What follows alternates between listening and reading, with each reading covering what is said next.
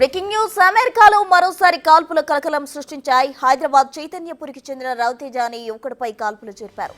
ఈ ఘటనలో రవితేజ మృతి చెందాడు. 2022లో రవితేజ అమెరికాకు వెళ్లాడు. రవితేజ మృతితో కుటుంబంలో తీవ్ర విషాదం నెలకొంది.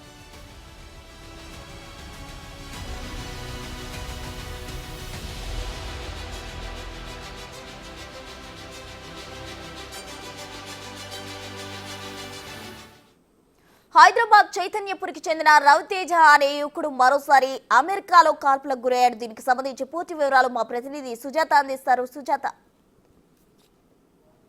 చైతన్యపురికి చెందినటువంటి రవితేజ అనే వ్యక్తి అమెరికాలో నివాసం ఉంటున్నారు. అయితే జాబ్ కోసం అక్కడ ఉంటున్నట్లుగా కూడా కుటుంబ సభ్యులు చెప్తున్నారు. అయితే దుండగులు జరిపినటువంటి కాల్పుల్లో ఇటు రవితేజ మృతి చెందినట్లుగా కూడా అయితే వాళ్ళ కుటుంబ సభ్యులకి సమాచారం అందజేశారు. ప్రస్తుతము ఇక్కడ చైతన్యపురిలోని రవితేజ ఇంటి వద్ద కుటుంబ సభ్యులు అదేవిధంగా ఆ బంధువులంతా కూడా విషాద ఛాయలు అలుముకున్నాయని చెప్పుకోవాలి. ఎందుకంటే రవితేజ స్టడీ అయిపోయిన తర్వాత అమెరికాలోనే సెటిల్ అవ్వాలి అని చెప్పి ఎప్పటి నుంచో అనుకుంటున్నాడు. ఈ నేపథ్యంలోనే అటు జాబ్ కోసం అక్కడికి వెళ్ళి జాబ్ సర్చింగ్ చేస్తున్నటువంటి టైంలో ఈ కాల్పులు జరగడం, అందులో తను మృతి చెందడం వల్ల కుటుంబ సభ్యులైతే మాత్రం వాళ్ళ ఆవేదన వ్యక్తం చేస్తున్నారు. ఒక్కగానొక్క కొడుకు ఎంతో అల్లారు ముద్దుగా పెంచుకున్నాము, ఉద్యోగం చేసి తిరిగి ఇంటికి వస్తాడు అనుకుంటే ఇలా చనిపోయి రావడం అనేది బాధాకరం అని చెప్పేసి వాళ్ళ బంధువులు కూడా చెప్తున్నటువంటి పరిస్థితి ఉంది.